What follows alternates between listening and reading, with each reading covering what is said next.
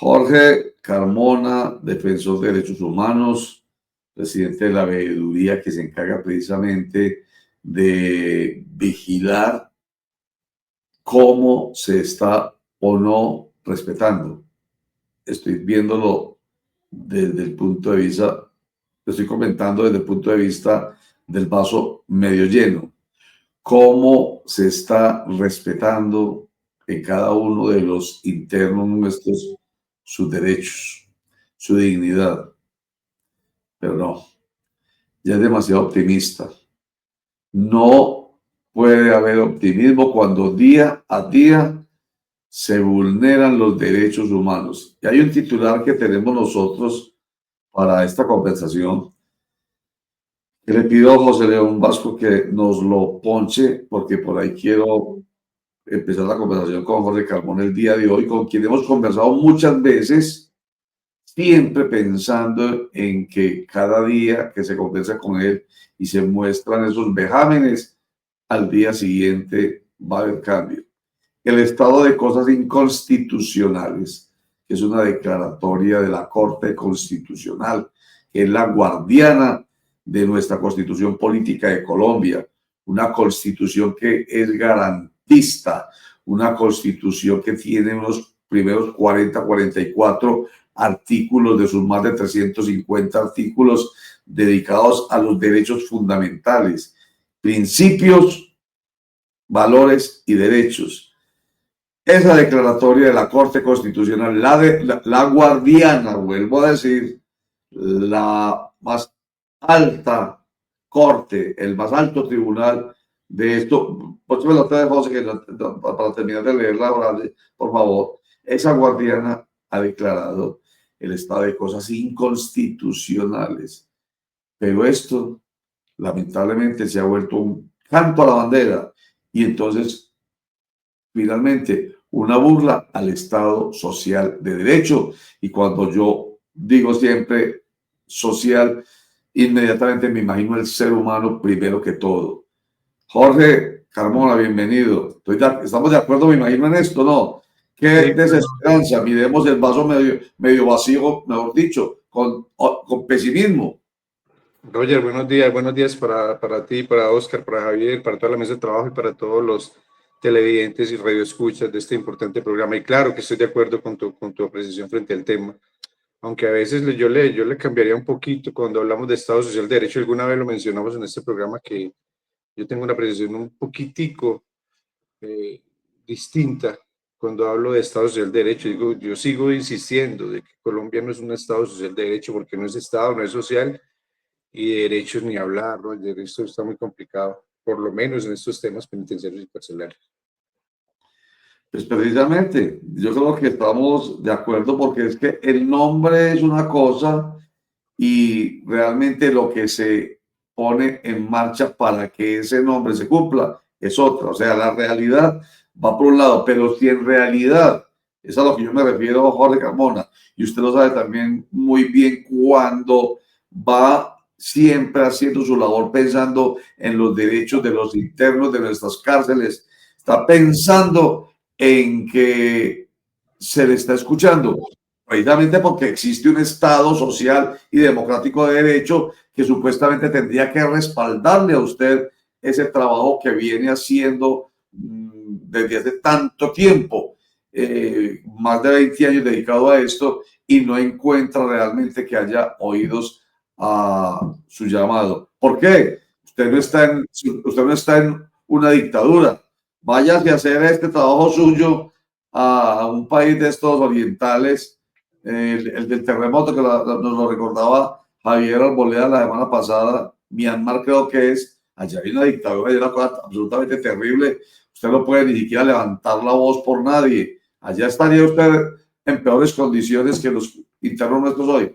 Pero bueno, el cuento es que yo quiero volver a voltear la hoja y pensar en el optimismo, hombre, es que ese estado de cosas inconstitucionales, pues, ¿cuándo se va a respetar como debe ser, Jorge Carmona? ¿Qué hay que hacer?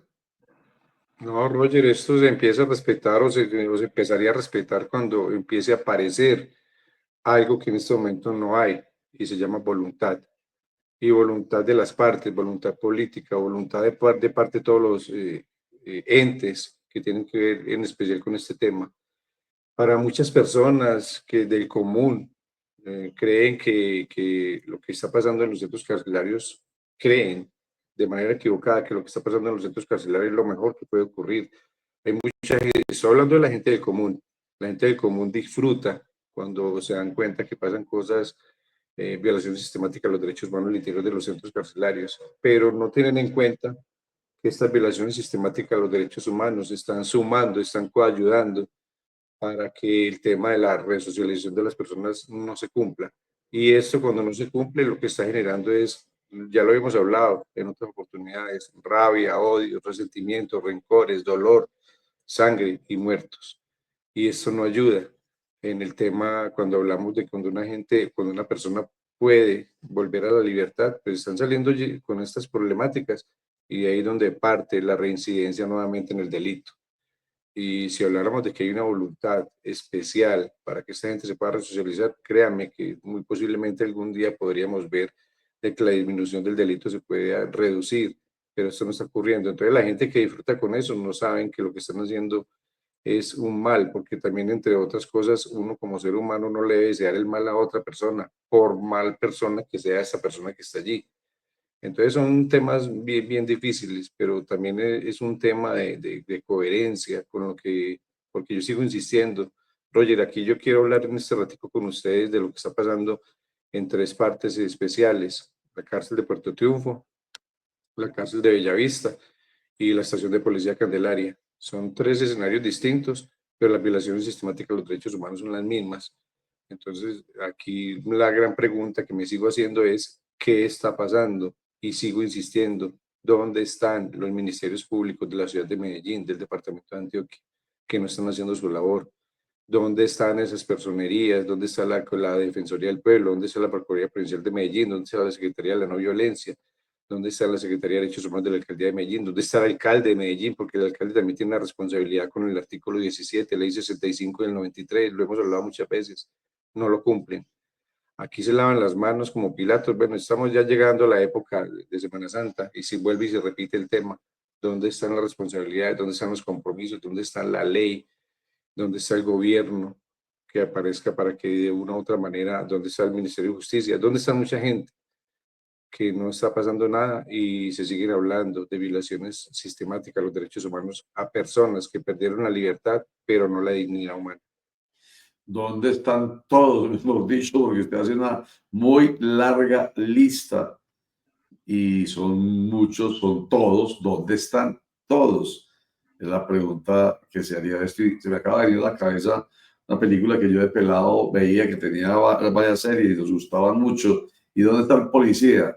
Sí, Entonces, ¿cierto? Y hoy se puede hacer la misma pregunta en torno a este tema. ¿Y dónde están? Pero es todo, la personería, la Procuraduría, la Defensoría, la Alcaldía, la Secretaría de Derechos Humanos, la Secretaría de la No Violencia, absolutamente todo, se trata aterradora. Oiga, Jorge, entonces, es una situación absolutamente aberrante, lamentable. Cuando usted se pregunta dónde están todos, yo siempre pienso, ahí lo están escuchando. Bueno, porque además no solamente es que usted lo diga por aquí, sino que lo dice por muchas partes. Usted tiene, menos mal, tiene tribuna en muchos medios de comunicación y a través de redes sociales. A usted, ¿qué le dicen realmente? O sea, en concreto, usted no es un fantasma, usted no es alguien que está espantando y no lo pueden tocar. No, usted es una persona que está poniendo sobre la mesa todos los días este problema. ¿Qué dicen esas autoridades? O simplemente lo dejan como si usted esté invariando. pues Roger, a ver, las autoridades aquí en la ciudad de Medellín, recordemos que la ciudad de Medellín es tal vez la segunda ciudad más importante de Colombia, pero las autoridades con este tema, yo pienso que eso pasa acá en Medellín, pero también pasa en diferentes territorios, en diferentes departamentos. Yo diría que a lo largo y ancho del territorio nacional no le muestran interés, porque las personas privadas de la libertad pareciera ser y de hecho yo me atrevo a decir esto, pero pareciera ser que no son importantes dentro de un sistema, dentro de una administración, dentro de un plan de desarrollo de una ciudad como esta. Entonces ellos, en vez de ayudar, me estoy refiriendo a las administraciones, a los entes territoriales. En vez de ayudar, lo que hacen es negar, desconocer, deslegitimar, hacerse los desentendidos con el tema, pero olvidan que hay una ley que está desde el año 1993, que es la ley 65, que esa ley está vigente, pero que no se cumple. ¿Qué he hecho yo? Pues hacer acercamientos con el gobierno nacional. De hecho, te comenté que ahí está próximo, en estos próximos días, va a haber un evento académico, pero también va a haber un debate de control político que se la lleva en el Congreso. Otro más. Yo ya creo que este sería el cuarto que me invitan al Congreso de la República a tocar estos temas. He hablado con algunos senadores, he hablado con algunos congresistas, que me manifiestan de una u otra manera de que en este momento, y es cierto, porque también tengo que entender que es una realidad que está ahí, en este momento Colombia está totalmente polarizada por temas netamente políticos. Hay un tema de polarización en este país y en medio de esas discusiones, pues va quedando atrás y va quedando y va postergando lo que quieren hacer, en especial en este gobierno, con las personas privadas de la libertad. Hay una cantidad de leyes, de cosas, decretos que quieren implementar, pero eso no ha avanzado mucho realmente por esa polarización que ha habido con este gobierno en especial. Entonces todo va quedando atrás y todo va quedando en pausa, todo va quedando suspendido en el tiempo, incluyendo las deberes y las obligaciones de los entes territoriales, de los ministerios públicos, y todo se va quedando en el silencio y en el olvido. Pero cuando digo se va quedando en el silencio y el olvido, es para ellos, porque para los familiares, los privados de la libertad, es una lucha constante, es una situación bastante aberrante que enseguida les va a contar de los tres sitios cómo está la situación. Pero esto no ha podido avanzar a ciencia cierta, es un tema netamente político, porque Sí, le están señor. dando prioridad a otras cosas, y lo que tendría que darle prioridad, que es el tema de las cárceles en este país, lo están dejando relegado, lo están dejando atrás, y esto está generando lo que te decía ahorita: rabias, odio, resentimiento, rencores, dolor, sangre y muerte. Es decir, un círculo vicioso, realmente, el círculo virtuoso que es el de la resocialización y la rehabilitación, que es lo que busca. Sí, la persona cometió un error, bueno, y horrores también, hay que decirlo. Se merece castigo, hay que decirlo, sin ambajes, sin eufemismos. Cometió un gran error o un gran horror o muchos horrores contra la sociedad, merece castigo. Se castiga, en todo caso, sin olvidar nuestro ordenamiento jurídico, nuestras normas. O sea, no estamos hablando de un país donde las normas no existen, donde la dictadura es la que define qué hacer o no con las personas. Aquí hay que respetar unos derechos, ahí están escritos en nuestra constitución política. En fin, para que esa persona, si se le respetan esos derechos, si se le respeta esa dignidad, allá, pagando lo que le hizo a la sociedad, piense y se rehabilite y se resocialice y salga distinto, salga una persona que ya no le haga daño a la sociedad. Pero el círculo vicioso es muy claro acá. Siempre hemos escuchado, es que esto no es nuevo, toda la vida mía, que yo llevo más de 30 años en el periodismo, siempre he escuchado esta expresión: las cárceles nuestras son universidades del delito, las cárceles nuestras son universidades del crimen. Una persona cae a la cárcel y en vez de rehabilitarse, aprende a ser más dañino con la sociedad, aprende, crece, genera, realmente sale con posgrado en delincuencia, porque lamentablemente, entre otras, existe lo que usted ha planteado como resentimiento. Con tanta cosa terrible que vive una persona de estas, no solamente la que está encerrada, sino también la que está afuera, el familiar. Se genera un resentimiento con esta sociedad, que el círculo vicioso va creciendo y van a salir es con más ganas de hacerle más daño a la sociedad. Incluso los que están afuera odian a esta sociedad perversa que quiere que sus hijos, que sus padres, que sus hermanos sufran lo peor, lo indecible allá en esas cárceles. Entonces, ese círculo vicioso se perpetúa y terminamos siendo una sociedad de odio, de resentimiento y de venganza. Miremos estas imágenes que hablan de todo esto y usted nos dice de qué se trata esto que estamos viendo a continuación. Jorge Carmona y nos va contando más al respecto. José, hágame el favor si las tiene listas, las imágenes que nos ha enviado Jorge y nos diga a qué se refiere. Usted vaya contándolo mientras tanto, mientras aparecen las imágenes, Jorge. Yo quiero iniciar contándoles, yo quiero que empecemos a hablar un poquitico en este espacio que ustedes muy amablemente me permiten. Hablemos de la situación de Puerto Triunfo. Enseguida hablamos de Bellavista y Candelaria. Puerto Triunfo, Roger, se convirtió, vean, precisamente esas imágenes son de allá. Eso que ustedes están viendo son tarros de agua. Ese es el agua que consumen los internos de la cárcel El Pesebre en Puerto Triunfo, Antioquia. Eso es agua no apta para, ni siquiera para animales. No es agua potable porque es la única cárcel. Así es que almacenan el agua allá. Esa agua es muy cercana al agua que donde se bañan los hipopótamos en la hacienda Nápoles, porque es que allá no hay agua. El agua no es potable y esa agua es la que está generando una cantidad de enfermedades gastrointestinales a más de 1.600 internos que se encuentran recluidos en esta estación. Recordemos que Puerto Triunfo está en una zona en el Magdalena Medio donde las temperaturas oscilan entre los 32 y 42 grados centígrados. El calor es impresionante, pero no tienen agua. Es la única cárcel de las 138 cárceles que tiene Colombia del IMPEC que no tienen un agua potable. ¿Quiénes son los responsables de esto? Pues las primeras administraciones, está estipulado en la ley. Siempre lo he manifestado, yo creo que ustedes ya lo saben de memoria, artículo 17, ley 65 del 93. Si ustedes leen esa ley, ahí dice que son los entes territoriales los que deben de garantizar, y entre esas garantías está el agua. Entonces es la única cárcel que no tiene agua potable, pero la alcaldía de ese municipio ni se pronuncia. ¿Quién más tiene que responder por esto?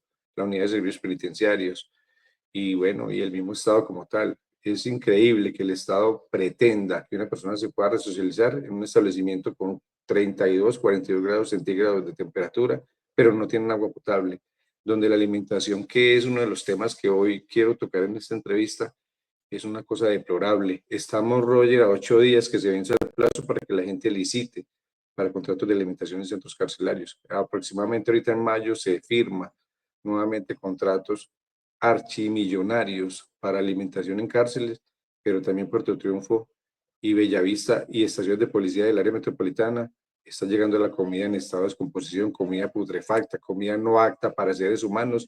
Entonces tienen que vivir en cárceles como estas, sin agua, con una alimentación totalmente deplorable, sin salud, porque allá la salud también es un tema bien preocupante. Y desde aquí, desde este escenario, estoy haciendo un llamado al gobierno nacional, al director nacional de los PEC, para que de verdad le pongan la lupa. Yo espero que esta entrevista llegue al presidente de la República, al director nacional de los PEC, a la ministra de Justicia y al gobierno nacional en pleno, incluyendo senadores y congresistas. Voy a hacer llegar esta entrevista ya con la ayuda de Dios, porque este va a ser un punto y tema de tratar en esta próxima día del Congreso de la República. No es justo, Roger, que un contratista licite para un contrato millonario de alimentación en establecimientos carcelarios y que Puerto Triunfo siga siendo una de las cárceles donde más se vulneran los derechos humanos en el departamento de Antioquia. Por eso ese establecimiento es conocido, ya es conocido como la cárcel de la muerte, la cárcel del castigo en el departamento de Antioquia. Y yo me atrevería a decir que es la peor cárcel que tiene todo el país, Puerto Triunfo, porque se vulneran los derechos humanos de manera muy fragante. Están muy preocupados, las denuncias son constantes. Hay una cantidad de personas que a mí diariamente me mandan quejas, preocupaciones, denuncias, que cuándo va a mejorar la alimentación, que cuándo va a mejorar la salud, que cuándo van a mejorar los tratamientos penitenciarios. Allá se castiga muy, muy duro a las personas privadas de la libertad. Entonces aquí la gente dice que eso es lo mejor, y resulta que lo mejor no es eso, porque eso está quedando en la retira, en el corazón, en el alma de miles de personas que cuando salen de edad salen tal vez siendo peores personas. Ustedes nunca me han visto diciendo que dejen en libertad a nadie, nunca, jamás. Usted lo decía ahorita, y también digo lo mismo, todo el que cometa un delito tiene que llegar a un centro carcelario a pagar ese delito, pero con dignidad. Por eso mi lema siempre ha sido cárcel sí, pero con dignidad. lastimosamente en Puerto Triunfo es una de las peores cárceles. Esperemos que esto también llegue al director nacional del IMPEC, a la directora regional aquí en Antioquia, que es una persona muy querida, que también ha querido hacer cosas, pero también me he encontrado otra cosa, Roger, es que los trabajadores del IMPEC pareciera ser que no respetaran las altas jerarquías, no se respetan ni siquiera entre ellos mismos.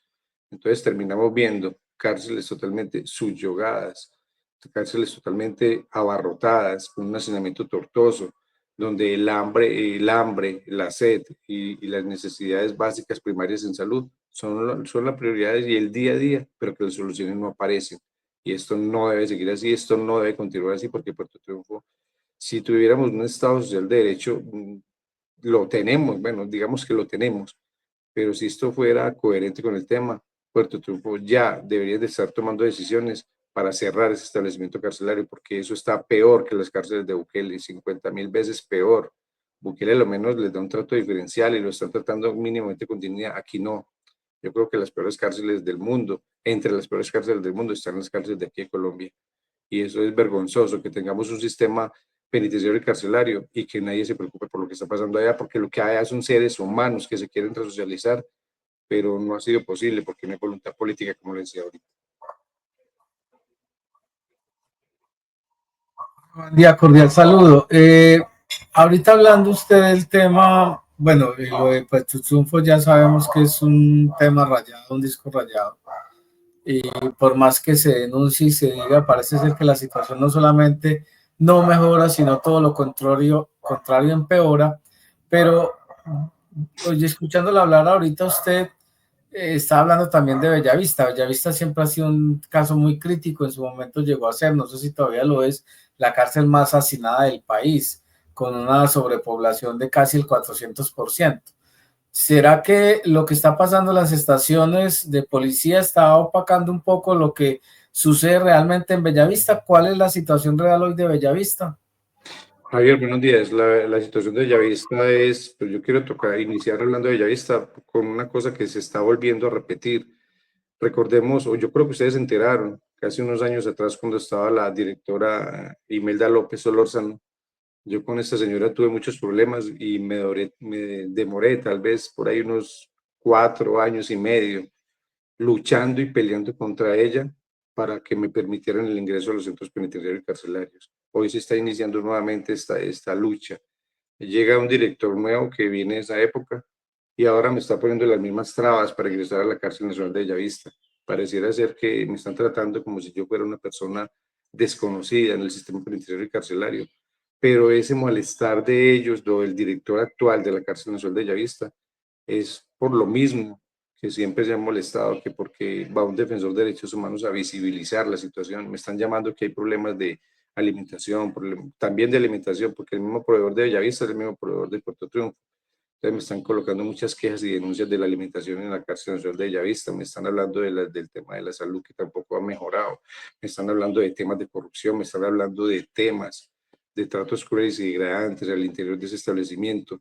Sigue habiendo hacinamiento allá, pero ahora se estaban otra vez volviendo, nos estamos retrocediendo en el tiempo en una pelea entre si dentro o no entro. Estamos como el video del muchacho de Sabaneta, que si sube o no sube. Ya conmigo está si entro o no entro. Entonces colocando una cantidad de trabas, ya informe a la Dirección Regional del IMPEC. Y bueno, esperemos que esto se pare, porque siempre le he manifestado, para que un defensor de derechos humanos ingrese a un centro como eso, un centro carcelario, pues las trabas han sido impresionantes y ahorita las quieren volver a poner, pero para que entren las cosas ilegales a un establecimiento como esos, no hay ningún problema. Hay cosas que entran como si nada y hay personas que entran como si nada, pero nuevamente me quieren, por eso quería hacer esta denuncia también en este medio. Y ya hablando de Bellavista en sí como tal, yo considero que Bellavista ha sido es un establecimiento de mediana seguridad. La capacidad es para 2.224, estamos bordeando los 3.000 y punta de internos. El asentamiento, si lo comparamos con lo que pasó en el año 2014, 2015, que habían cerca de 9.000 internos, pues las condiciones son distintas, pero sí hay mucha problemática y todo gira en torno a lo que está pasando también en Puerto Triunfo: salud, alimentación, subrogados penales y el tema de los tratos crueles y degradantes, pero también las extorsiones por parte de algunos funcionarios del IMPEC. Entonces es un tema también que pienso llevar al Congreso de la República, pienso llevar a instancias internacionales Ya ahora sí estamos trabajando, también les cuento que estamos trabajando en algo para la Comisión Interamericana de Derechos Humanos, porque ya ha pasado mucho tiempo de verdad, ya han ocurrido muchas cosas y bueno, Bellavista no me preocupa tanto en el tema de hacinamiento como podría estar, por ejemplo, Pedregal, pero ahí va. Ahorita lo que me preocupa de Bellavista es que me están poniendo otra vez problemas para que Jorge Carmona pueda ingresar a ese establecimiento carcelario y me están tratando de una manera muy déspota y eso lo quiero llevar al gobierno nacional a ver qué pasa. Pero también quiero, Javier, contarles y a ustedes, Roger, también de lo que está pasando en Candelaria. Candelaria me está preocupando muchísimo nuevamente. En este momento hay un daño grandísimo en las baterías sanitarias, entonces están los baños. Estamos hablando de cerca de 380 personas que constantemente están saliendo, pero también están ingresando. Recordemos que Medellín tiene un promedio de 120, 130 capturas diarias en el área metropolitana. Y muchas de esas personas pues van a parar, a temperar a la estación de policía Candelaria, que es la peor estación de policía que tiene la ciudad de Medellín. Digo la peor es porque no cuenta con ninguna condiciones básicas para tener seres humanos allí. Los baños están totalmente rebosados de materia fecal, no hay agua, sellaron las ventanas. Candelaria, para que ustedes, la forma más lúdica que yo les puedo decir cómo es Candelaria por dentro es: ubíquense en ustedes, cierren los ojos y ubíquense en un vagón del metro de Medellín, 6:30 de la tarde, pero en la ciudad de Cartagena, sin agua, sin aire, sin absolutamente nada, con hambre, enfermos. Así está la estación de policía Candelaria, las familias están muy preocupadas, las enfermedades están a rebosar, pero la preocupación, Roger, ya te da la palabra, la preocupación grande, y la verdad que quiero llevar esto a otras instancias, es dónde, lo que estamos hablando ahorita, dónde están las garantías para las personas privadas de la libertad por parte del Ministerio Público. La persona de Medellín se perdió, pero un profesional se gana 5 millones de pesos mensuales. ¿Qué están haciendo? ¿Por qué no están haciendo presencia permanente en los ministerios públicos en la ciudad de Medellín para garantizar que esto no ocurra? Pero bueno, esa es una de mis grandes preocupaciones. Dime, Roger. Sí. Estas imágenes que mostrábamos ahorita de pisos inundados son de la Candelaria. Son de Candelaria. Sí, hágame el favor, José, la rueda otra vez, por favor, sí. Para que nos... Es que es imposible. ¿Cómo hace, pues, por Dios bendito, una persona, un ser humano, para vivir en esas circunstancias? Dios mío, santo. No se imagina, estamos entrando en una época de invierno aquí en Antioquia, aquí en la ciudad de Medellín. En la estación de policía Candelaria, la gente que conoce está ubicada en la ciudad de Medellín. Cada vez que Medellín llueve, Candelaria se inunda. Eso es un sótano. Son 4 calabozos. Esas son imágenes. Esas son imágenes, son de la estación de policía Candelaria. Cada vez ¿Y que allí llueve, cada vez esa que allí qué llueve. es? Ah, no, perdón, esta es de Pedregal. Estas imágenes son de Pedregal. Esta es de la cárcel de Pedregal, que también se hallaron unas tuberías de agua. Eso fue la semana pasada. Estas imágenes son es muy parecido eso allá a Candelaria. Sí. Estas que están viendo ahí son de la cárcel de Pedregal, de R2, del pabellón de R2, que también se hallaron unas tuberías de agua que lo tendría que solucionar la unidad de servicios penitenciarios y se inundan. Ya abren las llaves allá y pasa esto. Y estamos hablando que en R2, en la cárcel de Pedregal, hay un promedio de 3, hay 2 pabellones, R1 y R2. En esos 2 pabellones pueden haber tranquilamente unas 600 personas y se les mojan las cosas, se les mojan las colchonetas, los elementos de aseo, que con tanto sacrificio las familias llevan allá. Y es una situación recurrente, es una situación difícil, porque seguimos diciendo, son seres humanos, que se equivocaron, claro que se equivocaron, aunque allá también hay gente inocente. Pero entonces, Candelaria, esas situaciones, esto no debe ocurrir, Roger. El sistema penitenciario y carcelario no fue diseñado, la ley 65 del 93 no fue diseñada para que estas cosas ocurrieran, pero tampoco fue diseñado para que la plata se la roben tan miserablemente. Entonces, esto es muy triste que esto esté ocurriendo porque estamos hablando de privaciones de la libertad, pero que van sujetas a una alimentación paupérrima, pésima, a una falta de atención inmediata en salud, a unas condiciones totalmente inestables donde la gente no tendría por qué estar allí. Las estaciones de policía, recordemos que esto inicia en el primer trimestre del año 2013, no deberían de existir estos sitios porque esos sitios son de paso. Las estaciones de policía de paso nunca fueron creadas para tener por tanto tiempo allí. Tenemos gente de 3 años en estaciones de policía sin derecho absolutamente a nada y eso es un sistema totalmente ya colapsado. Sí, Y no. las administraciones no dicen nada, el alcalde no dice nada, y bueno, vamos a ver en qué termina todo esto. Bueno, ya sabemos que el alcalde no dice nada, que el personero no dice nada, que el defensoría no dice nada. Mejor dicho, ya por eso, mejor dicho, eso es como lo mencionó ahorita Javier, es un disco rayado y lamentablemente no pasa nada. Venga, estamos a las puertas de unas elecciones. Usted ya habló del Congreso de la República y habla de control político. Hay que hacer control político. ¿Cuál es el congresista antioqueño que realmente se interesa por esos temas? ¿Cuál es el senador o representante? Ninguno. No hay Ninguno. Lo digo así y así se los voy a decir allá en el Congreso de la República, porque la vez pasada tuve la oportunidad de expresarme en el salón elíptico y les decía todo, estaba ese salón lleno, por ahí está esa grabación. Les decía yo que si hay que son culpables de lo que está pasando en las cárceles en Colombia, son ellos mismos, los congresistas y los senadores. Ninguno, no hay una preocupación de nadie por este tema. Y ni siquiera de la gente que está aquí en la administración de Medellín, ni el Consejo de Medellín. El Consejo de Medellín es un consejo totalmente que está del lado de Federico. Eso no es malo, que estén del lado de un político. Lo que sí es malo es que no hagan nada para garantizar la dignidad y los derechos humanos de unas Pero personas. claro que la semana pasada o antepasada sí tuvimos nosotros aquí a Claudia Carrasquilla hablando sobre el tema, concejal de Medellín por el Partido Centro Democrático. Hace que 20 días tal vez estuvo con nosotros porque estuvo ahí hablando sobre el tema.